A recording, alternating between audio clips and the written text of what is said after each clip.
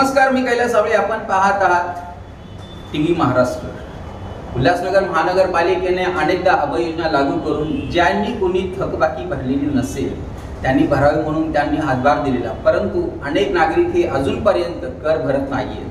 गेल्या 2 दिवसांमध्ये आतापर्यंत 4.5 करोड हा थकबाकी कर नागरिकांनी भरलेला आहे. परंतु जे गडगंज ज्यांचे करोडोचे थकबाकी आहेत त्यांनी अजूनपर्यंत कर भरलेला नाही. महानगरपालिकेच्या अंतर्गत येणाऱ्या अनेक थकबाकी कर ज्यामध्ये 75 करोडचा थकबाकी बाकी आहे तो अजूनपर्यंत पूर्ण करण्यात आलेला नाही. महानगरपालिका सातत्याने आवाहन करते, अनेक पोस्टर्स, बॅनर्स आणि सोशल मीडियाच्या माध्यमातून आवाहन देखील करते की नागरिकांनी कर भरावा आणि जप्ती थांबवावी, परंतु अनेक जण हे कायद्याला जुमानत नाहीत, तसेच महानगरपालिकेच्या आव्हानाला देखील जुमानत नाहीत.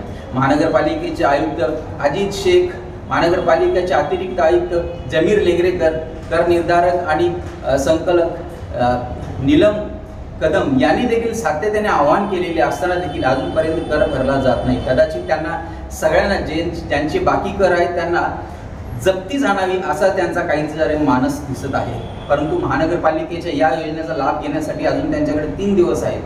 तरी त्याचप्रमाणे उल्हासनगरमध्ये ज्या मोठ्या मोठ्या कंपन्या आहेत त्यांचे करोडोंचे कर बाकी, ज्यामध्ये आयडिया कंपनी आहे, हरमन मोहता आहे, सोबतच सेंचुरी रेयन कंपनी देखील आहे.